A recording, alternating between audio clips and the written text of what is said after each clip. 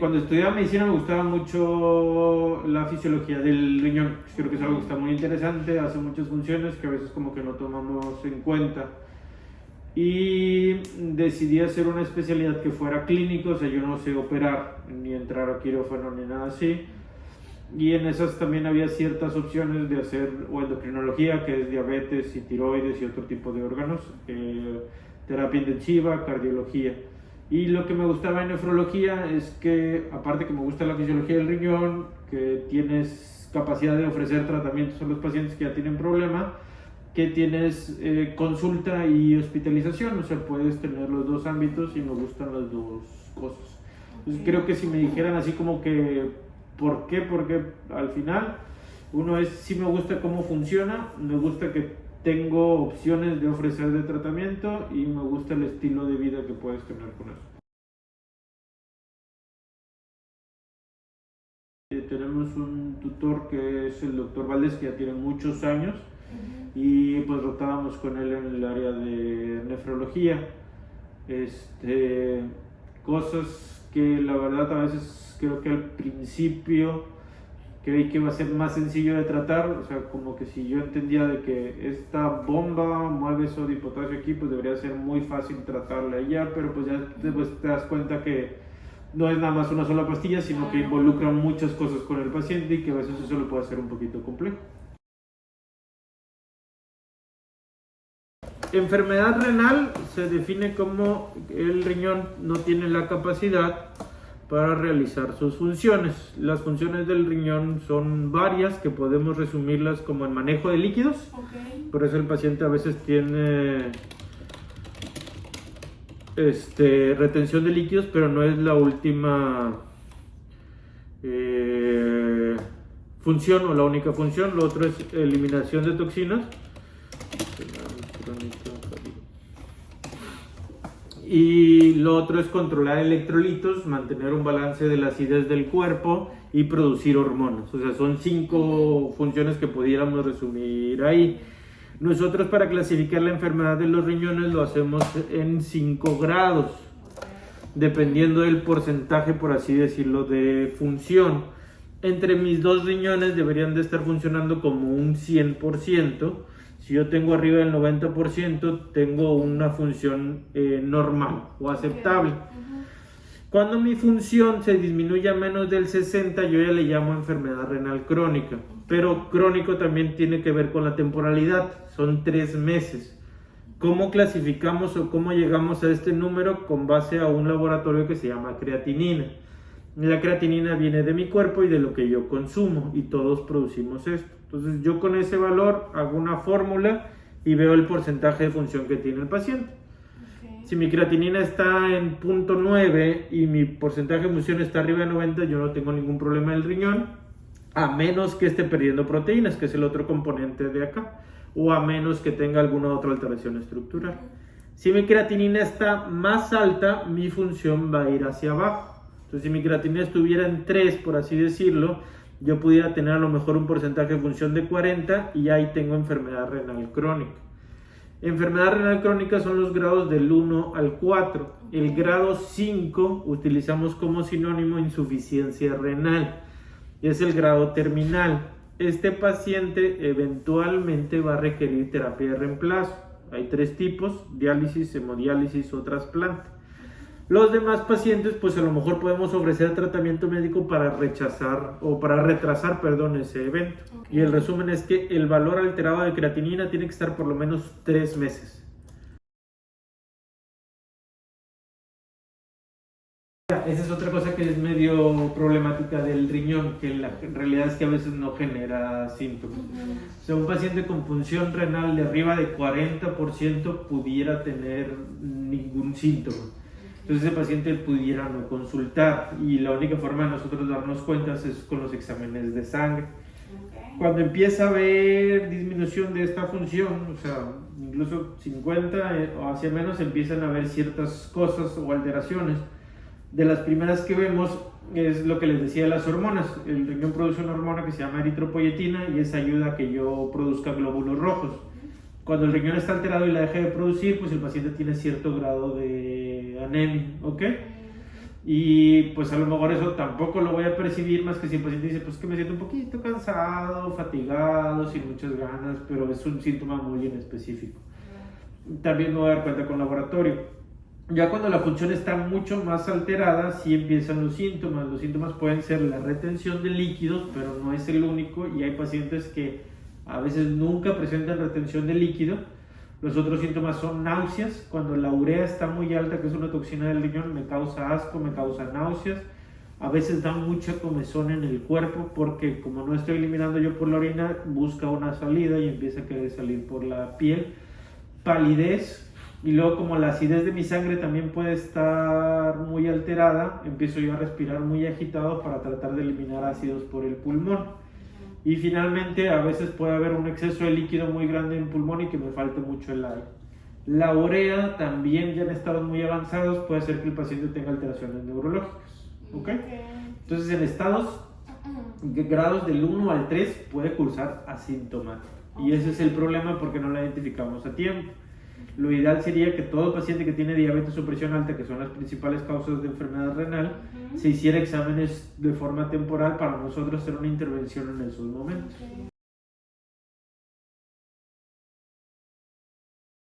Con una química sanguínea que incluye la creatinina, que es la toxina esta que les comento, y un general de orina. Esos exámenes son básicos para yo ver lo del riñón. Si ya veo alguna alteración en esos, ya tengo que hacer muchas más pruebas o exámenes, pero con eso es lo que le pedimos por lo menos al diabético controlado, ¿no? Que se haga una vez al año. Si ya sale alterado, pues ya tendríamos que hacerlo un poquito más.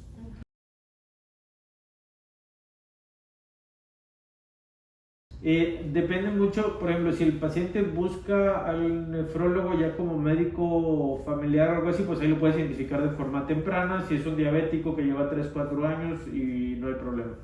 Pero si no, casi siempre es cuando los demás médicos te lo refieren. Si el paciente no tenía algún médico tratante y su diabetes la llevaba por sin ningún lado, a veces el paciente solito viene a consulta ya cuando está hinchado, pero esos ya son grados avanzados. Si no, sí, muchos doctores ya sí tienen la enseñanza de que ven alguna alteración en la creatinina o ven las proteínas altas en la orina y dicen, ¿sabes qué? Ve con un nefrólogo. Ese paciente que está cautivo en consulta con un internista, endocrinólogo o con médico familiar, pues ese sí nos llega a veces temprano. El que no, pues hasta que le dan síntomas y eso sí es delicado. Si hay una estadística en México más o menos, y creo que como un 40-50% llegan ya en grados avanzados. Sí. Diabetes es la principal causa a nivel mundial de enfermedad renal, hipertensión es la segunda, y lo otro es glomerulopatías, que son enfermedades propias del riñón. Uno es entender la enfermedad que tengo, si yo tengo enfermedades crónicas, porque lo primero que vemos es que el paciente diabético dice, es que yo con esas glucosas me siento bien, entonces yo no tengo ningún problema, porque me quieren hacer esto. Como que el paciente entienda que sí tiene una enfermedad y aunque no le está dando síntomas ahorita, tiene que tratarse. Eso creo que es fundamental. 2, cambios al estilo de vida. Eso sí, no nada más tiene que ver con nosotros aquí en México, sino es algo a nivel mundial. El ejercicio retrasa la pérdida de función del riñón y los cambios en la dieta o alimentación también retrasan la pérdida de función del riñón. Y creo que ahorita lo que está muy en boga e importante es que hay ciertos medicamentos que han demostrado también disminuir la progresión del riñón. Cuando yo era estudiante, para la diabetes teníamos nada más insulina, metformina y glibenclamida.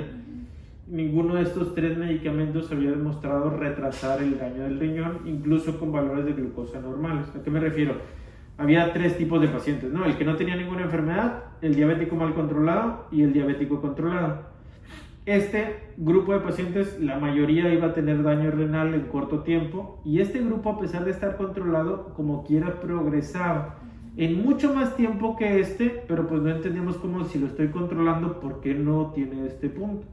Y hay varias cosas que hemos descubierto, bueno, que doctores y miembros de investigación han descubierto, que hay medicamentos que pueden retrasar y hacer que se equipare un poquito más a este lado. Creo que hay que darle un poquito más de difusión a esos medicamentos porque se pueden utilizar en el diabético.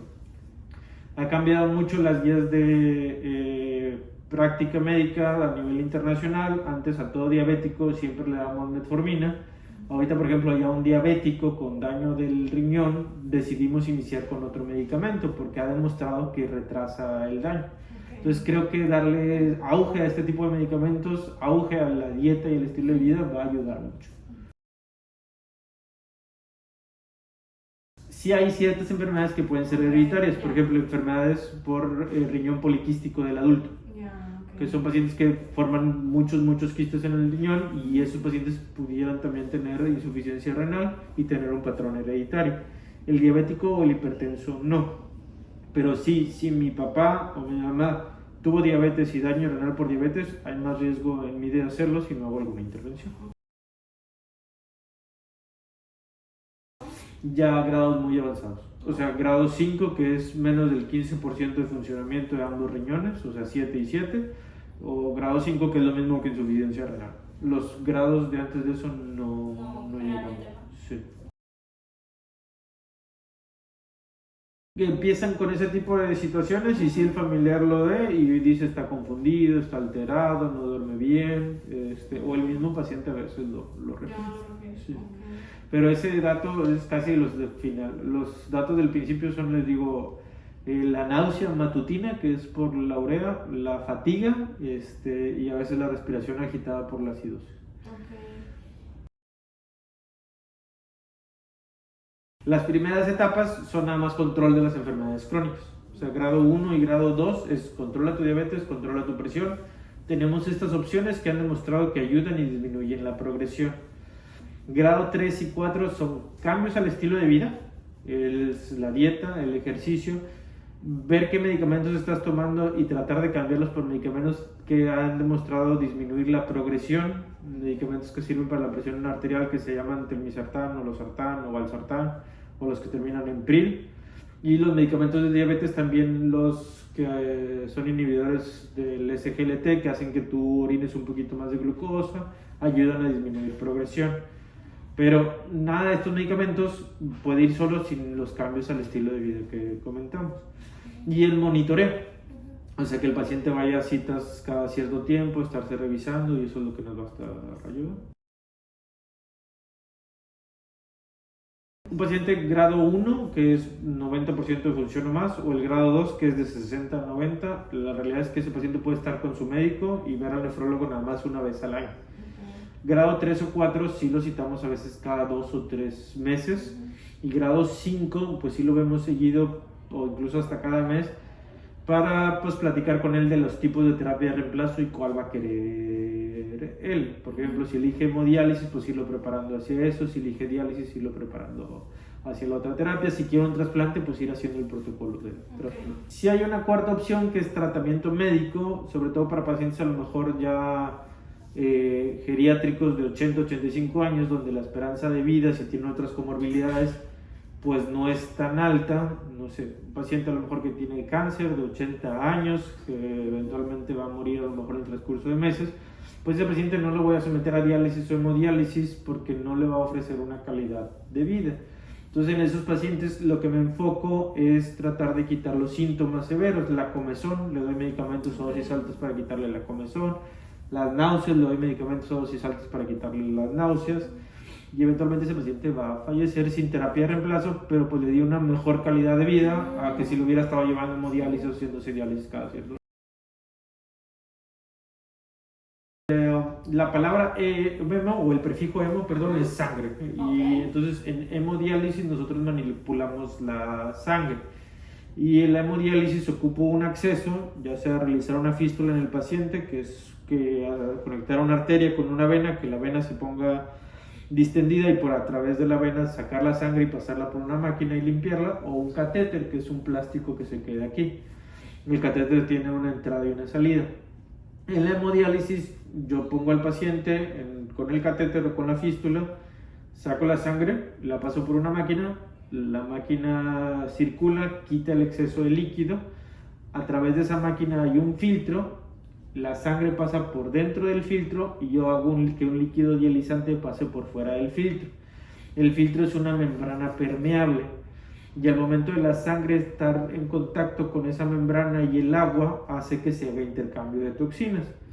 Mi líquido dializante no tiene urea, no tiene creatinina, no tiene fósforo, y mi paciente está lleno de creatinina, urea y fósforo, entonces todo eso se barre hacia el otro lado.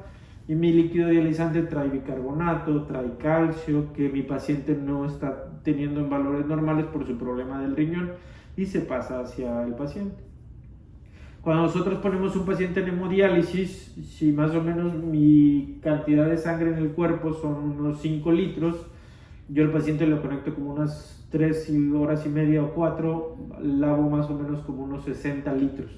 Entonces limpié su sangre pues alrededor de unas 10, 12 veces y la regresé a su cuerpo. La hemodiálisis se hace más o menos 3 veces por semana, o si el paciente tiene volumen urinario 2 veces por semana, y tiene que ir a un centro a realizárselo. El paciente no puede manipular su catéter porque se puede infectar, y la fístula pues la tiene que cuidar, que no le tomen la presión, que no le hagan otro tipo de funciones. ¿Qué ventajas le veo yo a la hemodiálisis? Esa, que el paciente no se lo tiene que hacer todos los días y no tiene que aprender muchas cosas porque va a que se la haga.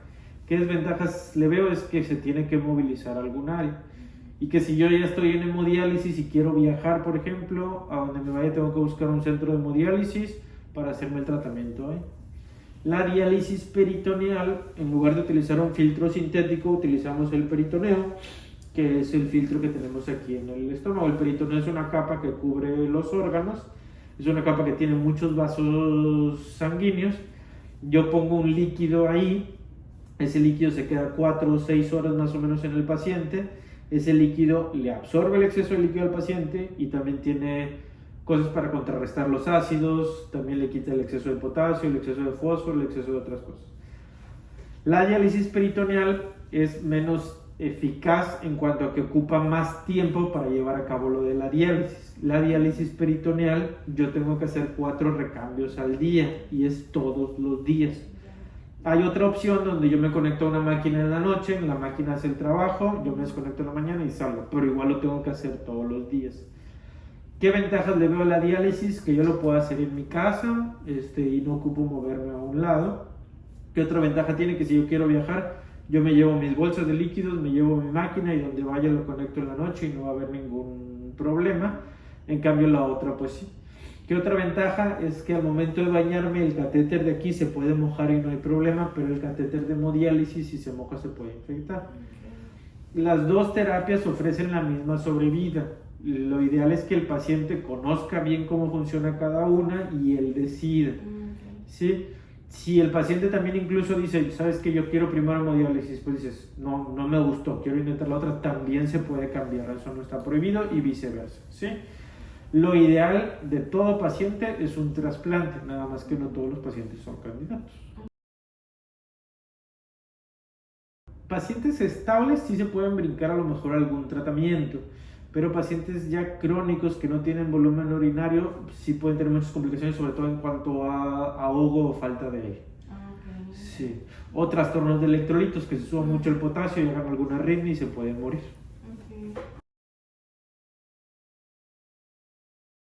El COVID por sí solo parece que sí tiene algún daño sobre el riñón, pero la mayoría de los pacientes que estamos viendo ahorita en COVID que hacen falla renal son por algún proceso agregado de sobreinfección que ocasionó sepsis en su cuerpo, que bajó mucho la presión arterial, y este sepsis y la baja de presión arterial causó el daño en el riñón.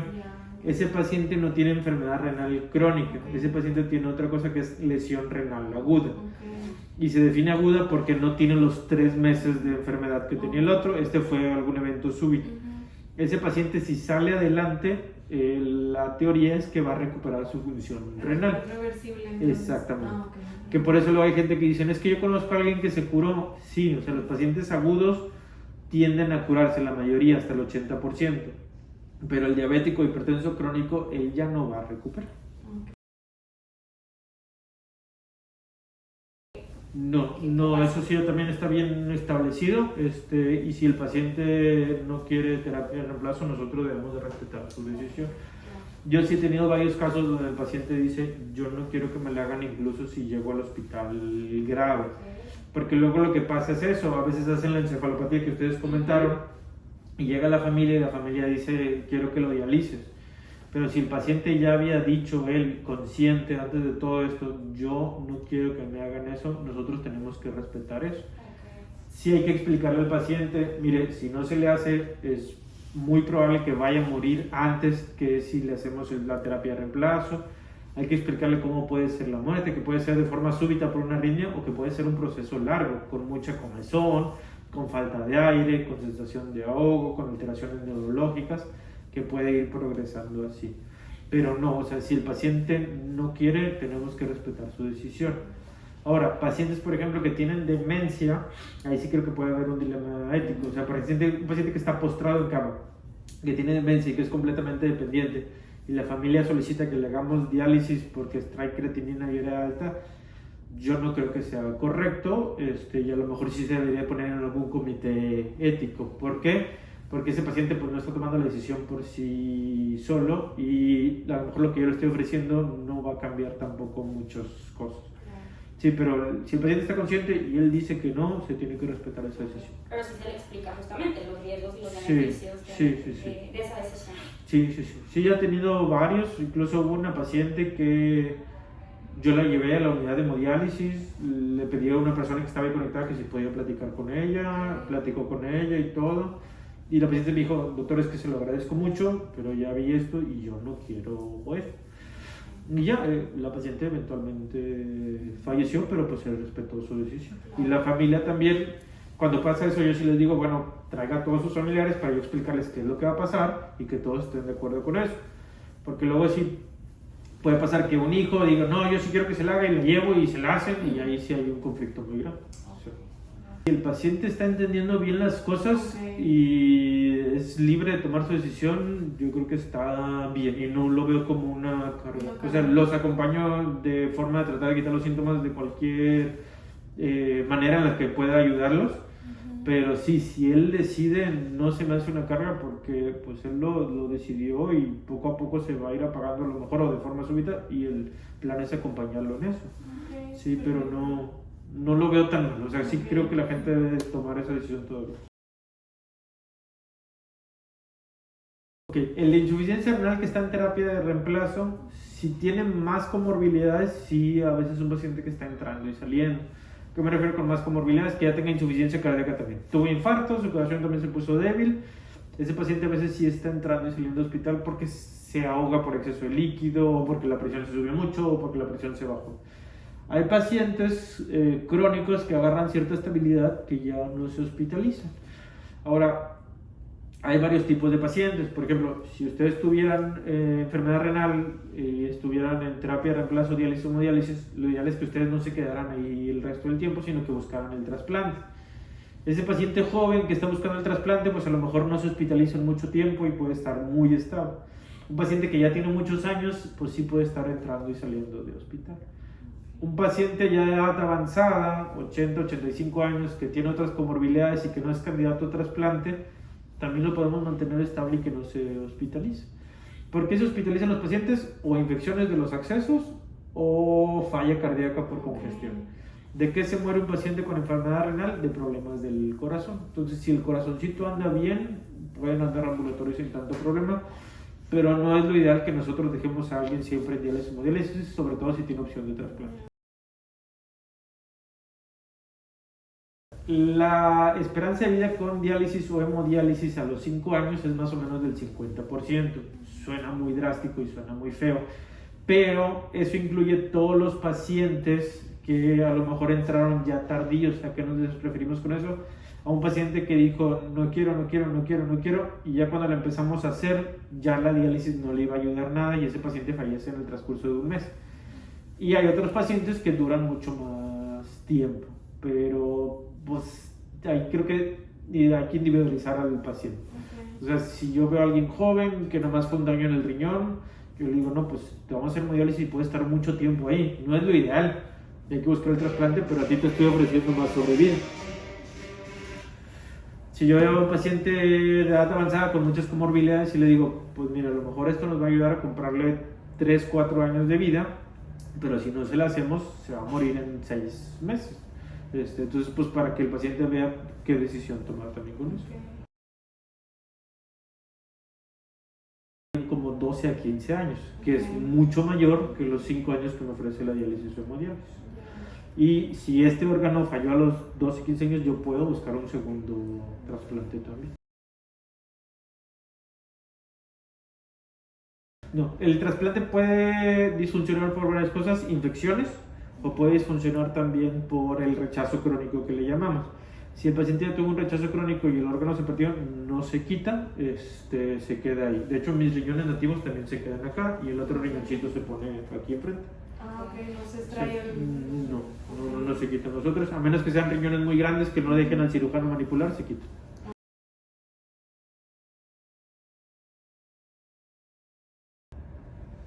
Yo no tengo nada, pero creo que sería muy buena idea que diseñe algo, como que una presentación. No, o sea, yo esta plática que estoy teniendo con ustedes la tengo con muchos pacientes y es lo mismo. Okay, pero tal cual así con material, no tengo, pero a lo mejor sería buena idea que diseñe uno y si lo puedo proyectar aquí, pero nunca lo he pensado.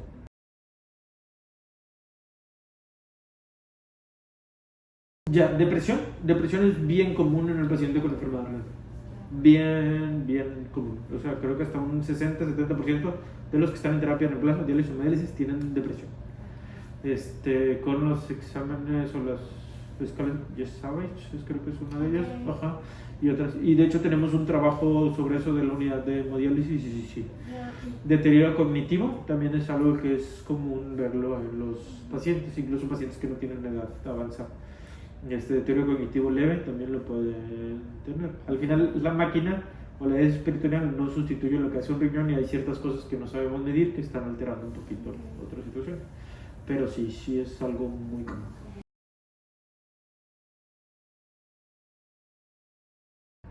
La verdad no hicimos nada de eso, como que fue algo nada más de... Pues sí, nada más como una estadística para mostrar un protocolo de investigación. Sí, no hicimos nada.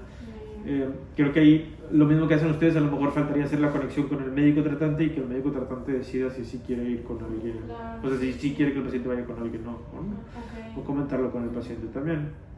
Sí.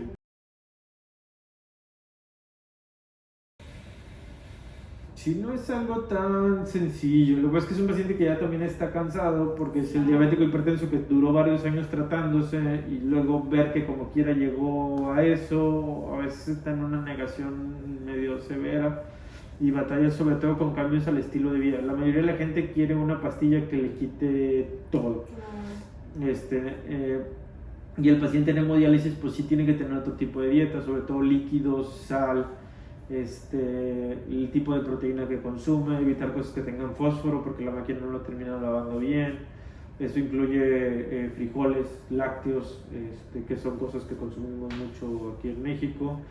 Entonces sí es complicado. El estilo de vida y convencerlo de ir con nutrición creo que es complicado y sí es una parte muy importante.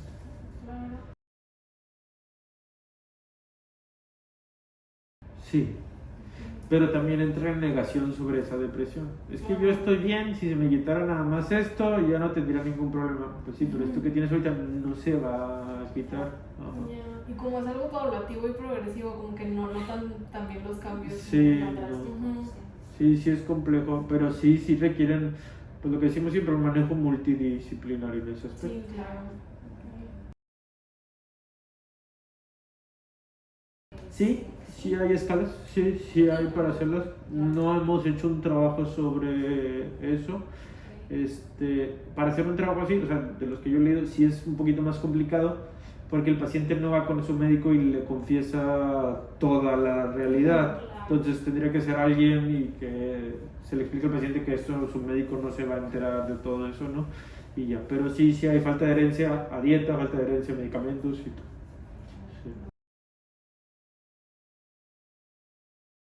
Metas personales en cuanto al paciente. Un paciente que a lo mejor va entrando, pero que ya vio lo del trasplante y ya se visualiza y cosas de ese tipo, es cumplir. Dice, voy a hacer mi protocolo, voy a hacer mis cosas, voy a buscar una solución y cosas así. Un paciente a lo mejor ya de edad avanzada, que está cansado, que a lo mejor los hijos no lo apoyan mucho, ese paciente sí no sigue mucho el tratamiento, yo creo que por la sensación de abandono, depresión, y la sensación de que pues ya que estoy haciendo aquí, yo ya no tengo otra actividad, entonces el paciente sí no. Entonces como que sí la meta personal, el apoyo familiar, sí hace mucho cambio en la adherencia del paciente. Pues es que la enfermedad renal crónica puede pasar en cualquiera, o sea, incluso pacientes pediátricos. Si la mayoría de nuestra población es paciente ya pues, de edad añosa, pues 55, 60 años, que son los diabéticos hipertensos crónicos. Pero hay pacientes jóvenes, hay pacientes pediátricos, que son los menos comunes. Pero el promedio, pues yo diría 55, 60.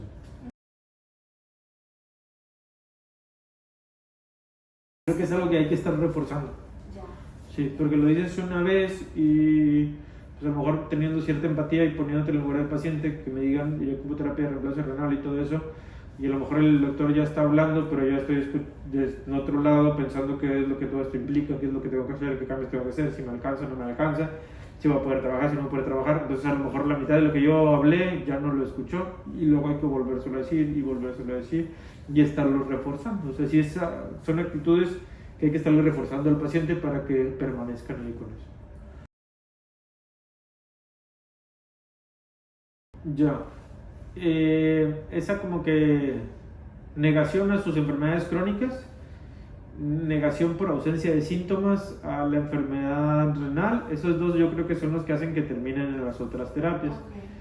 Y lo otro es a lo mejor ya pues el deterioro cognitivo leve, la depresión, la falta como que de metas en cuanto a él o qué es lo que quiere hacer, que a lo mejor hace que él ya deje de hacer sus tratamientos. Entonces sí. Si hay un apoyo familiar, creo que sí nos ayuda mucho, pero sí tenemos otras cosas como esto que les comento que a veces hace que el paciente no lleve bien su tratamiento. Sí, hay varios, hay familias a las que les tomas mucho cariño y que sí te duele mucho cuando el paciente fallece o termina, y hay incluso pacientes que los tomas así como amigos y todo, que yo creo que son a lo mejor los que más te impactan.